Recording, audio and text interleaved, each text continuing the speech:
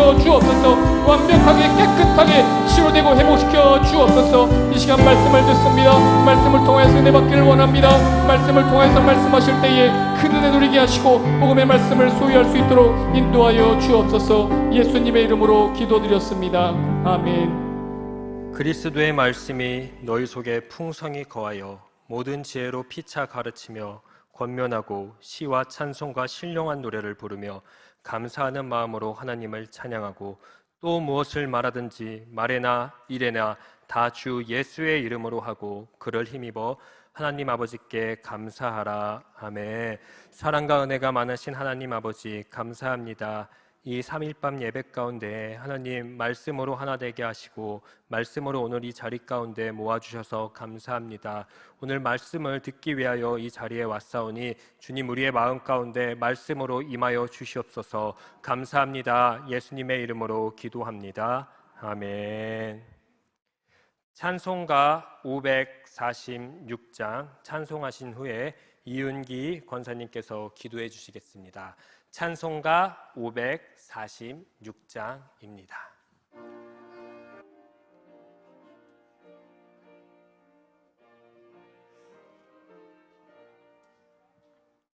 주님 약속하신 말씀 위에서 영원토록 주를 찬송하리라.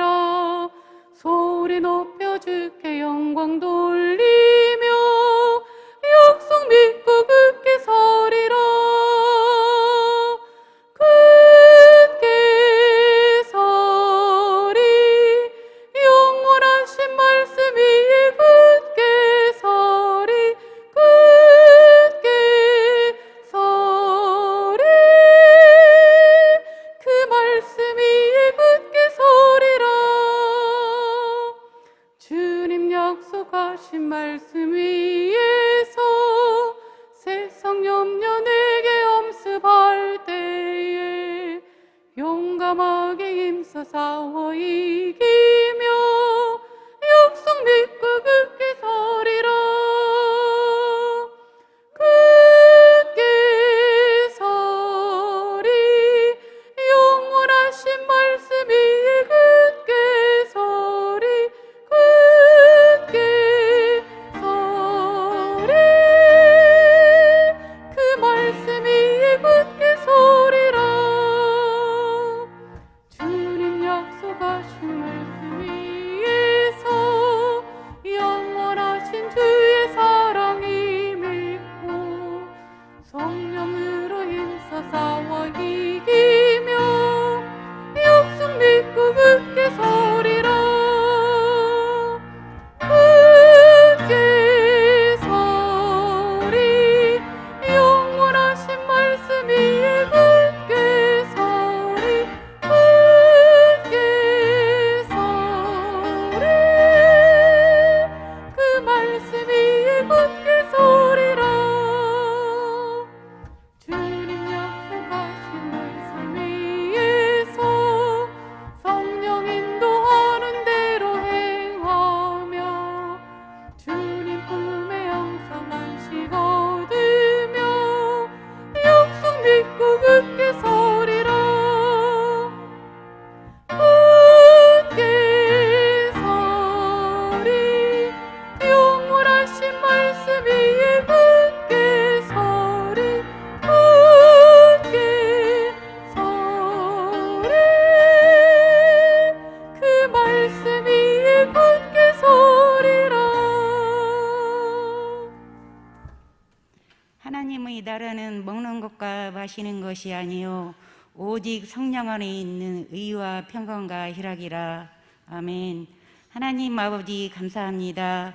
호국 보훈의 달을 맞이하여 나라를 위해 목숨 바친 그분들의 고귀한 희생으로 이렇게 저희가 대한민국 이 땅에서 하나님께 찬송과 기도로 예배드립니다. 자정하셔서 이 수요 저녁 예배를 기뻐 받아 주시옵소서. 실록은 더 푸르러가고 장미꽃을 비롯하여 철 따라 피는 꽃들이 모든 이에게 기쁨을 주고 있습니다. 그보다 저희를 더 기쁘게 하는 것은 말씀 부흥, 노마서 1000독, 500독, 100독, 비전 성경 통독, 3040 아카데미 담임 목사님께서 직접 열정을 다하여 강의하시는 10기 제자 훈련으로 한국교회의 그루터기를 거목으로 키우고 계십니다. 시냇가 푸른나무 교회의 리더들 역량 있는 10기 제자들이 끝까지 완주하여 복음한국 세계 열방 전도로 하나님의 거룩한 제자로 성장할 수 있도록 도와주시옵소서. 바라옵기는 1년 넘게 계속되는 코로나로 인해 거룩한 성전에서 예배 드려야 함에도 일부 다수는 실시간 모바일 영상으로 각 가정에서 예배 드리고 있습니다. 몇 년 전부터 담임 목사님께서는 시편 91편의 말씀으로 하나님의 백신을 맞게 하셨습니다. 그러기에 모든 성도들이 사회적 거리두기, 철저한 개인위생, 방역 수독으로 모든 성전에서 거룩하게 예배드리고 있습니다. 성전 예배, 가정 예배를 통하여 삼성 신앙으로 흔들리지 않는 믿음 갖게 하여 주시옵소서. 내 이름을 경외하는 너희에게는 공의로운 해가 떠올라서 치료하는 광선을 비추리니 너희는 나가서 외양간에서 나온 송아지같이 뛰리라. 아멘. 담임 목사님 귀한 사역에 눈과 건강을 지켜주시고 내조하시는 사모님의 건강 또한 지켜주시옵소서. 함께 동역하시는 각 교구의 목사님, 사모님, 교회의 중직자 모든 임원들께도 동일한 은혜 내려주시옵소서. 6월 들어 잦은 비와 강한 햇빛 더위로 모든 성도들의 건강도 지켜주시옵소서. 오늘 단위에 서시는 김건모 전도사님, 마태복음 말씀 부흥 설교를 통하여 기도 부흥이 뜨겁게 일어나게 하여 주시옵소서. 이 모든 말씀 예수님의 이름으로 기도드립니다. 아멘.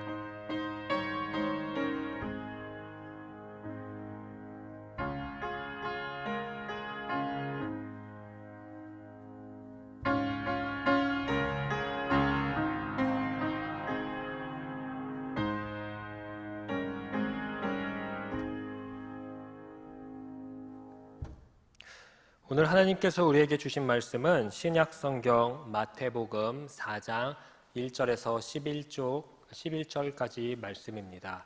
신약 성경 4쪽에 있습니다. 마태복음 4장 1절에서 11절까지 말씀. 네, 다 찾으셨으면 함께 교독하신 후에 마지막 절은 합독하시도록 하겠습니다. 그때 예수께서 성령에게 이끌리어 마귀에게 시험을 받으러 광야로 가사 40일을 밤낮으로 금식하신 후에 줄이신지라. 시험하는 자가 예수께 나와서 이르되 내가 만일 하나님의 아들이거든 명하여 이 돌들로 떡덩이가 되게 하라. 예수께서 대답하여 이르시되 기록되었으되 사람이 떡으로만 살 것이 아니요 하나님의 입으로부터 나오는 모든 말씀으로 살 것이라 하였느니라 하시니 이에 마귀가 예수를 거룩한 성으로 데려다가 성전 꼭대기에 세우고 이르되 내가 만일 하나님의 아들이여든 뛰어내리라. 기록되었으되 그가 너를 위하여 그의 사자들을 명하시리니 그들이 손으로 너를 받들어 발이 돌에 부딪히지 않게 하리로다 하였느니라. 예수께서 이르시되 또 기록되었으되 주 너의 하나님을 시험하지 말라 하였느니라 하시니 마귀가 또 그를 데리고 지극히 높은 산으로 가서 천하만국과 그 영광을 보여 이르되 만일 내게 엎드려 경배하면 이 모든 것을 내게 주리라. 이에 예수께서 말씀하시되 사탄아 물러가라. 기록되었으되 주 너희 하나님께 경배하고 다만 그를 섬기라 하였느니라. 함께 하겠습니다. 이에 마귀는 예수를 떠나고 천사들이 나와서 수종드니라. 아멘. 말씀이 육신되어 우리 가운데 거하심에 우리가 그의 영광을 보니 아버지의 독생자의 영광이요 은혜와 진리가 충만하더라. 아멘. 온라인을 통해서 그리고 이렇게 현장 예배를 통해서 예배를 사모하는 마음으로 이 자리에 오신 모든 성도 여러분, 주님의 이름으로 사랑하고 축복합니다. 우리 이 시간에 마스크는 썼지만 그래도 눈으로 함께 인사했으면 좋겠습니다. 옆 사람 보시고 사랑합니다, 축복합니다 이렇게 함께 인사합시다. 사랑합니다, 축복합니다.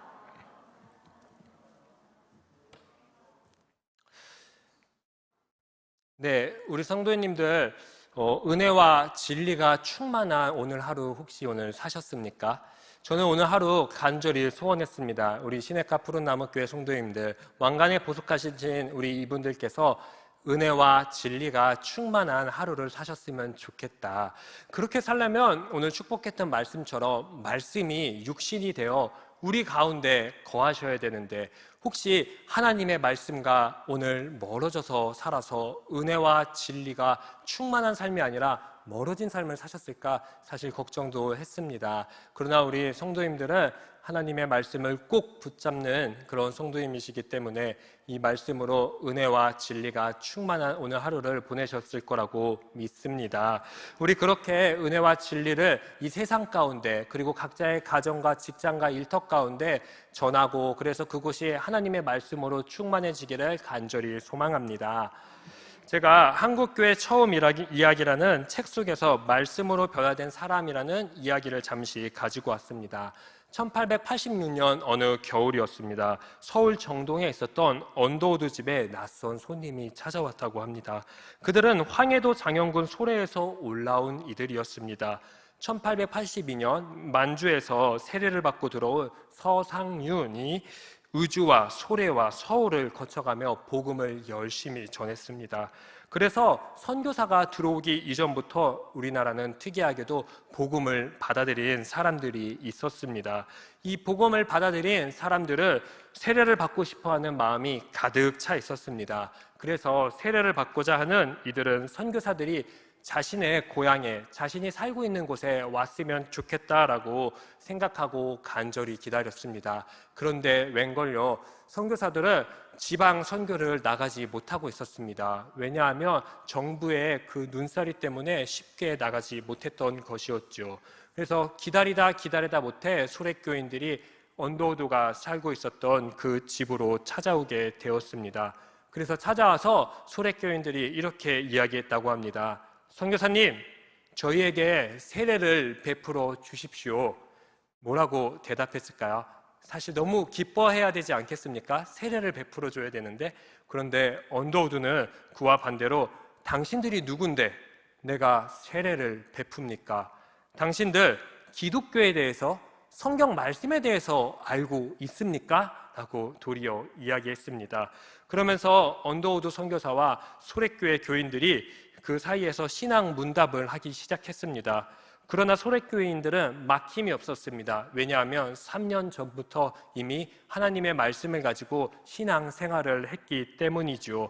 그렇기 때문에 언더우드가 이야기하는 모든 내용들이 막힘없이 또박또박 천천히 다 대답했다고 합니다. 그래도 언더우드의 눈을 보니까 계속해서 의심의 눈초리는 벗어나지 않고 있었습니다. 그러자 이 소래교인들이 자신이 입고 왔던 외투를 하나 둘씩 벗기 시작하는 겁니다. 그리고 등을 이렇게 살짝 보여줬습니다. 그 등 뒤에는 무엇이 있었을까요? 혹시 아시나요? 네, 십자가가 달려 있었습니다. 이들은 왜 이 서울로 올라오기 전에 십자가를 메고 왔을까요? 예수님께서 제자들에게 예루살렘에 올라가기 전에 마태복음 16장 24절에 이렇게 써 있었습니다. 이에 예수께서 제자들에게 이르시되 누구든지 나를 따르려거든 자기를 부인하고 자기 십자가를 지고 나를 따를 것이라. 이 말씀을 본 것이지요.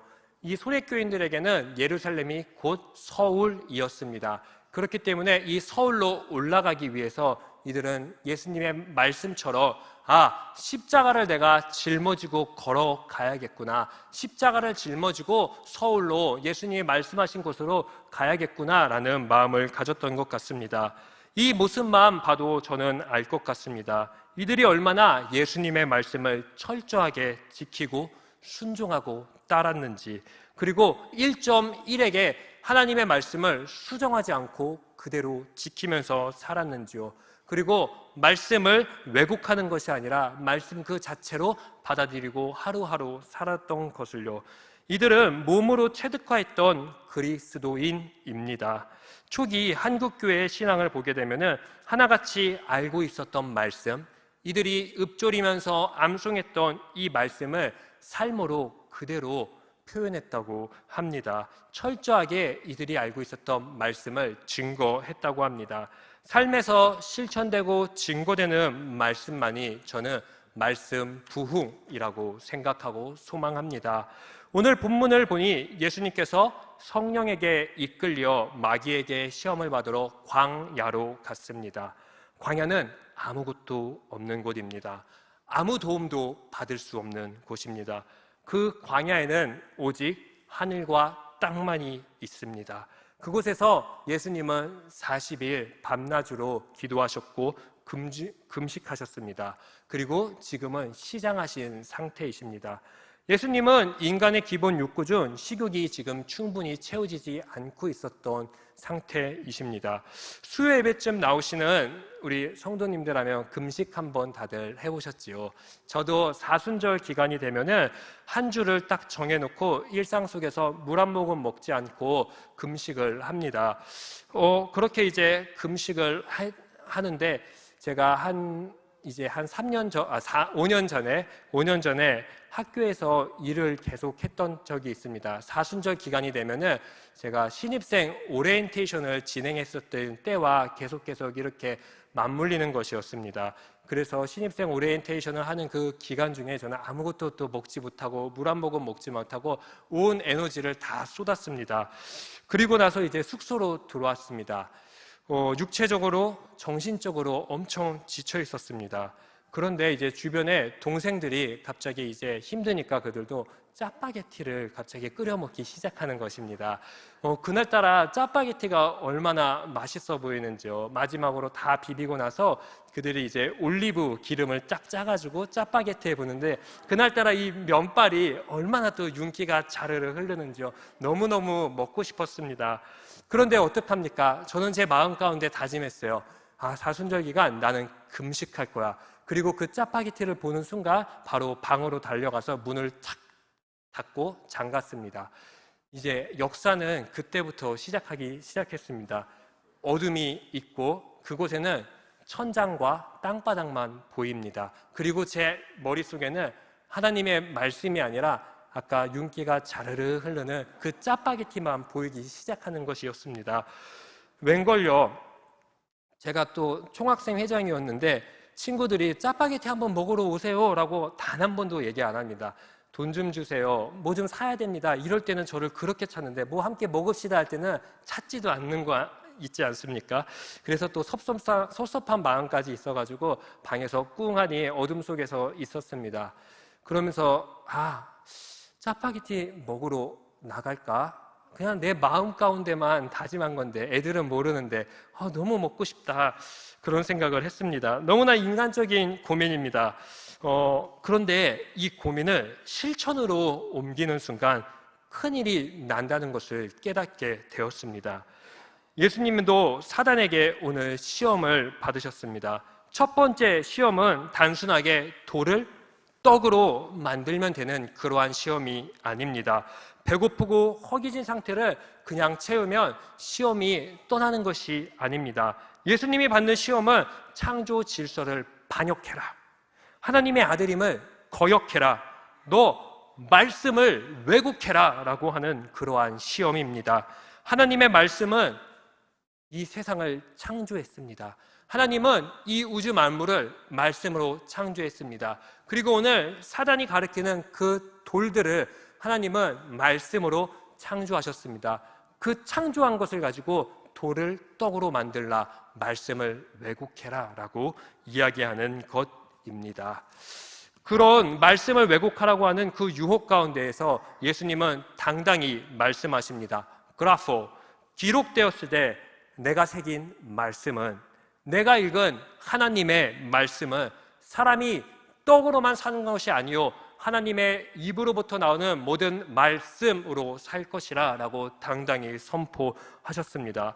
예수님께서 이 말씀 왜곡에서 벗어나려고 하니 사단은 그 존재를 드러내고 싶어하는 인간의 욕구를 계속 긁고 긁습니다. 그리고 말씀까지 인용합니다. 4장 5절에서 6절 한 목소리로 함께 읽어보도록 하겠습니다. 예수를 거룩한 성으로 데려다가 성전 꼭대기에 세우고 이르되 내가 만일 하나님의 아들이어던 뛰어내리라. 기록되었을 때 그가 너를 위하여 그의 사자들을 명하시리니 그들이 손으로 너를 받들어 발이 돌에 부딪히지 않게 하리로다 하였느니라. 네, 사단도 기록된 말씀을 가지고 우리들을 예수 그리스도를 유혹하고 시험에 빠뜨리려고 합니다. 그럴 때 예수님은 더 강력하게 말씀하십니다. 그라포, 기록되었을 때 주 너의 하나님을 시험하지 말라라고 이야기합니다. 예수님이 이 시험 이야기를 하니 사단도 이제는 이를 갈고 클라이막스 시험으로 하나님을 시험하고 하나님을 부인하게 만드는 시험을 통해서 예수님을 유혹합니다. 함께 읽겠습니다. 마귀가 또 그를 데리고 지극히 높은 산으로 가서 천하 만국과 그 영광을 보며 이르되 만일 내게 엎드려 경배하면 이 모든 것을 내게 주리라. 이 말은 이제부터 너가 창조의 주인이야. 너가 이 세상을 다스릴 수 있어. 너는 건강도 있고 능력도 있고 돈도 있고 권력도 다 있어. 요즘 조물주 위에 건물주라고 하지 않습니까? 너는 건물도 있어. 이제 너 마음대로 하면 돼. 이 물질이면 다 되는 이 세상 가운데 이런 음성을 들었다면 얼마나 달콤한 유혹이고 시험이겠습니까? 이제 창조주가 되기 위해서는 간단합니다. 우리의 경배의 대상인, 예배의 대상인 하나님을 잠시 저렇게 밀어내면 됩니다. 잠시 등만 몇 초만 등 돌리면 됩니다. 그곳에선 하늘과 땅만 있고 아무도 없습니다. 잠깐 유혹에 넘어가면 되었습니다. 그런데 예수님은 더 강력하게 말씀하십니다. 그라포, 기록되었을 때 사탄아 물러가라. 주 너의 하나님께 경배하고 다만 그를 섬기라 라고 말씀하십니다. 이에 사단은 완전히 떠난 것이 아니라 잠시 동안 또 예수님의 곁을 떠나가지요. 이처럼 사단의 시험은 단순하게 우리를 죄짓게 하는 시험이 아니었습니다. 사탄의 시험의 목적은 삶에서 경배의 대상, 그리고 삶의 출발과 과정과 끝이 하나님인지 아닌지를 나타내고 계속해서 보게 하는 것입니다. 우리가 보는 말씀, 이 말씀이 기록된 말씀으로 보는 것인지 아니면 우리 삶에서 내가 필요할 때만, 내가 원할 때만 찾아보는 말씀으로 살아가는 것인지 사단은 계속 유혹하고 유혹합니다. 그 끝에 남는 것은 무엇인지 아십니까? 바로 경배의 대상이 누구냐라는 것입니다. 사탄의 시험은 초신자에게 절대로 다가가는 시험이 아닙니다. 세례받은 예수에게 다가왔듯이 세례받은 성도에게 다가옵니다. 세례받고 하나님의 은혜를 충만하게 경험하고 그 진리를 경험한 그리스도인을 대상으로 철저하게 공격합니다. 그 이유는 무엇일까요? 세례를 통해서 우리는 하나님의 소명을 위임받았습니다. 그 위임받은 것을 사단은 계속 중단시키려고 합니다. 말씀의 길에서 벗어나게 하려고 합니다. 하나님의 목적을 좌절시키고 그리고 최고의 방법으로 사단은 계속 우리를 유혹할 것입니다. 최고의 방법은 무엇인지 아십니까? 예수님을 유혹했던 것처럼 말씀을 왜곡하라라는 음성들입니다. 이슬비를 맞으면 어떻습니까? 처음에는 맞을만 합니다. 조금만 내 피부에 다가오니까요. 그런데 그것을 맞고 쭉 걷다 보면은 어떤 일이 생기는지 아십니까? 이슬비는 온 몸을 다 적십니다. 우리의 옷과 우리가 입고 있는 그 속옷까지 말이지요. 말씀 왜곡이 마치 이런 것입니다. 처음에는 쉽습니다. 하나 왜곡하면은 내 삶에서 괜찮네, 아무 반응이 없잖아 라고 느낄 수 있을 것입니다.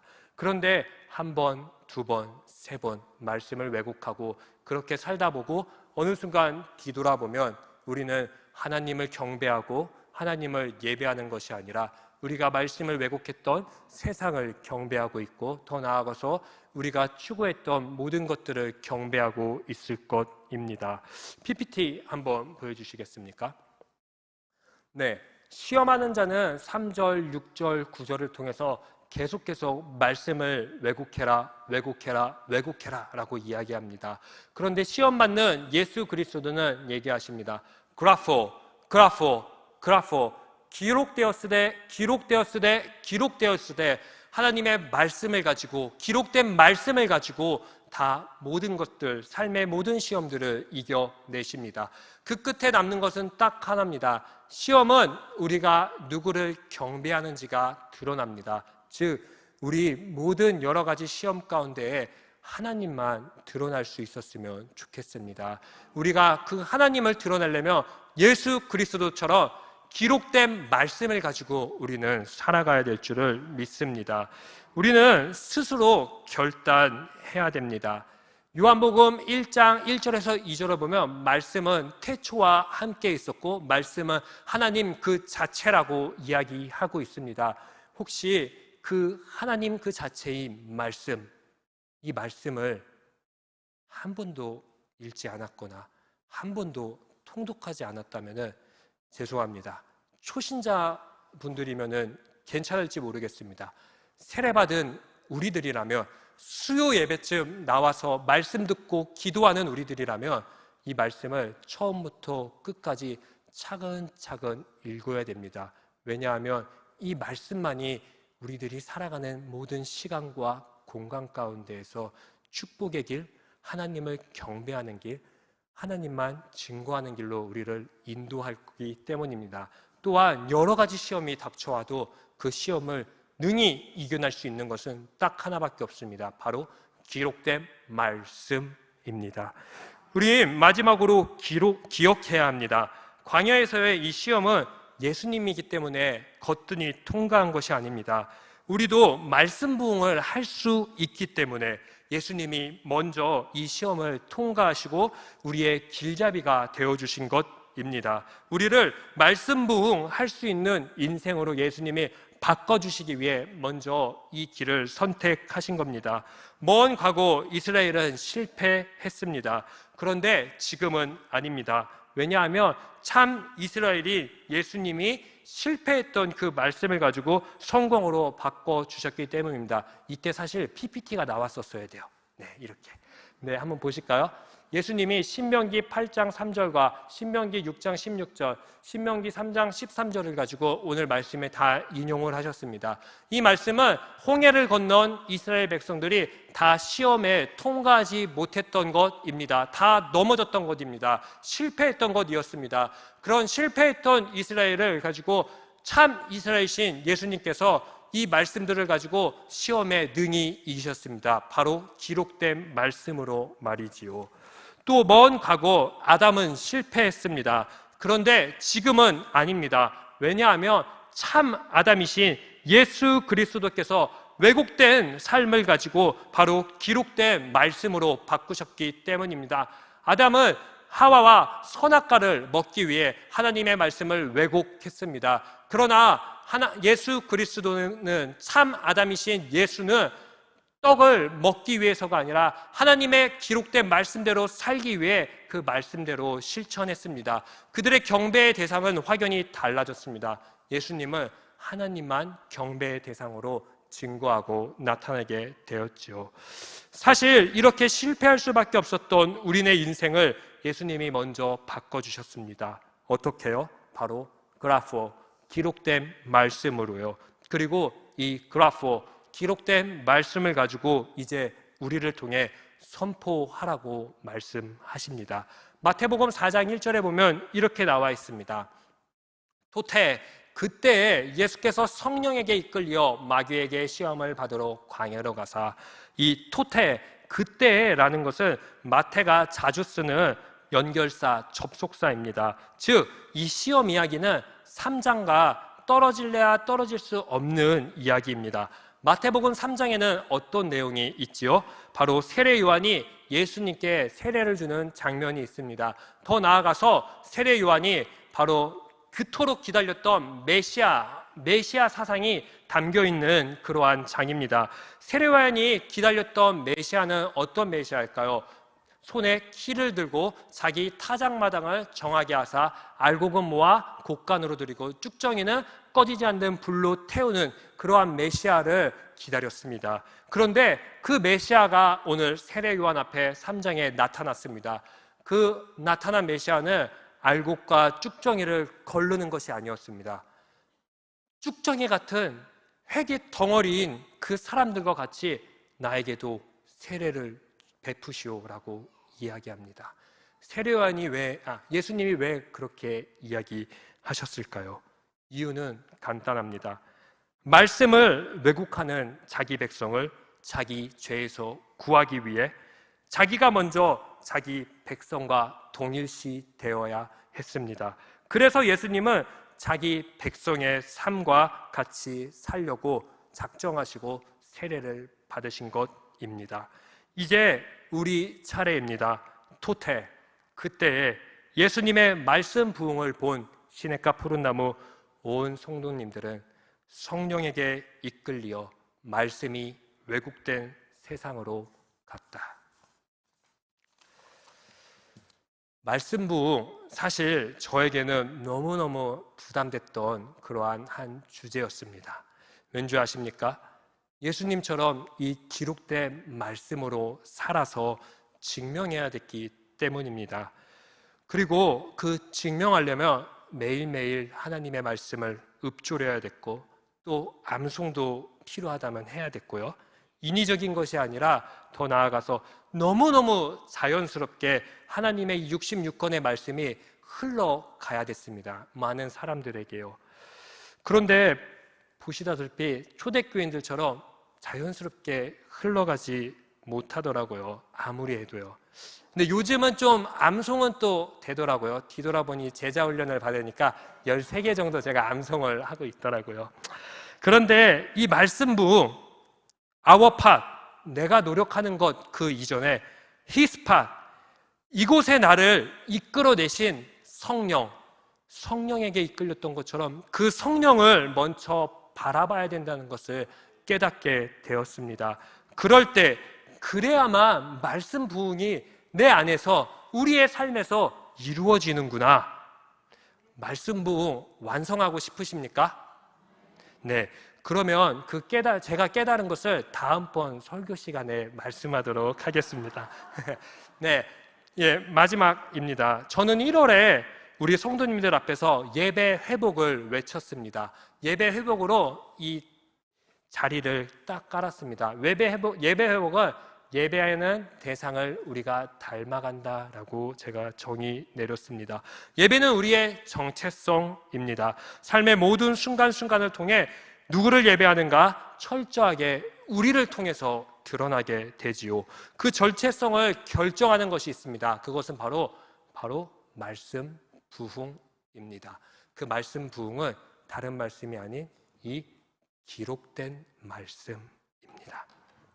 이 말씀을 통해 나의 경배의 대상, 내 예배의 대상이 간절히 드러났으면 좋겠습니다.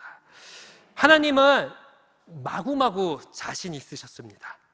예수님이 삶에서 말씀 부흥을 할 것을 말이지요. 그런데 우리도 그런 존재라는 것을 잃어버리지 않으셨으면 좋겠습니다. 왜냐하면 예수님이 우리의 인생을 말씀으로 바꾸시려고 노력한 것을 오늘 보지 않으셨습니까? 우리 인생은 예수님처럼 하나님의 말씀이 왜곡된 세상에 자신 있게 내보낼 수 있고 자신 있게 보내는 살아 숨쉬는 기록된 말씀들입니다. 우리 자신이 기록된 말씀이라는 것입니다. 우리 왕관의 보석 같은 시냇가 푸른나무 교회 성도 여러분, 기억합시다. 예수님처럼 기록된 말씀들입니다. 여러분들은 그 기록된 말씀들을 마음 가운데 품은 자만이 예수님이 말씀이 왜곡된 어두운 세상 가운데에서 우리를 빛으로 인도하고 이끌었던 것처럼 우리도 어둠, 말씀이 왜곡된 세상을 밝히는 그러한 말씀의 빛이 될 것입니다. 마태복음 4장 16절에는 이렇게 나와 있습니다. 시험받은 예수님이 이제 사역을 딱 시작하기 전에 이사야의 말씀이 성취되는 것입니다. 흑암에 앉은 백성이 큰 빛을 보았고 사망의 땅과 그늘에 앉은 자들에게 빛이 빛이었다라고 합니다. 어둠은 빛을 이기지 못합니다. 어둠은 절대로 빛을 이기지 못합니다. 빛은 말씀의 곡을 몰아낼 것입니다. 제가 오늘 축복했던 말씀 구절을 기억하시는지요? 그 말씀 구절에는 이렇게 나와 있습니다. 기록된 말씀만 남아야 된다. 우리의 삶 가운데 하나님의 말씀이 우리의 삶에 거하면 우리를 통해 은혜와 진리가 온 세상 가운데 충만해질 거다라고 이야기합니다. 바로 은혜와 진리가 충만해지는 것이 우리입니다. 그리고 우리 시냇가 푸른나무 교회입니다. 우리 이 세상에 찬란한 말씀의 빛을 함께 전합시다. 우리 이 시간 주님 말씀하시면 함께 찬양하도록 하겠습니다. 주님 말씀하시면 내가 나아가리라. 주님 뜻이 아니면 내가 멈춰서리라. 나의 가고 서는 것 주님 뜻에 있으니 오 주님 나를 이끌소서. 주님 말씀하시면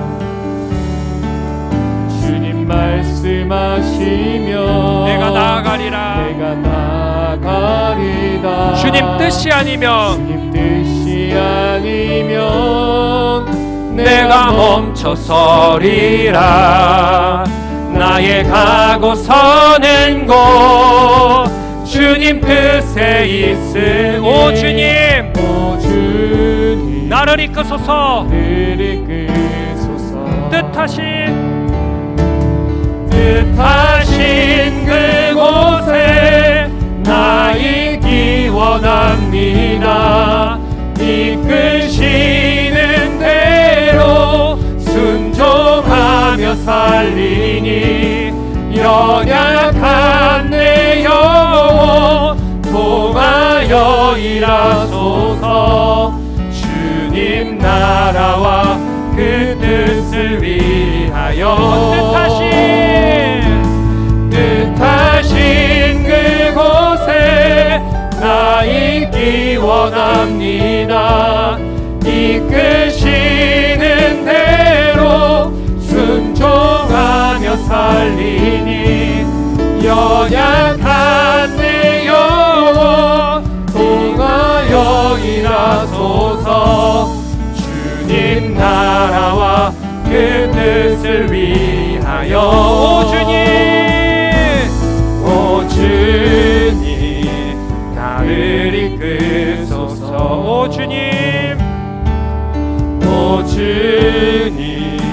나를 이끄소서. 우리 시간 함께 한 목소리로 잠시 기도하고 싶습니다. 기도할 때 이렇게 기도합시다. 하나님, 내가 기록된 말씀을 읽고 그 기록된 말씀을 내 삶에서 살아내며 이 세상 가운데 은혜와 진리로 충만하게 할 수 있게, 충만하게 전할 수 있는 주의 백성 되게 해달라고 이 시간 다 같이 주님의 이름을 한번 외치신 뒤에 합심해서 함께 기도하시겠습니다. 기도하겠습니다. 주여 말씀하시며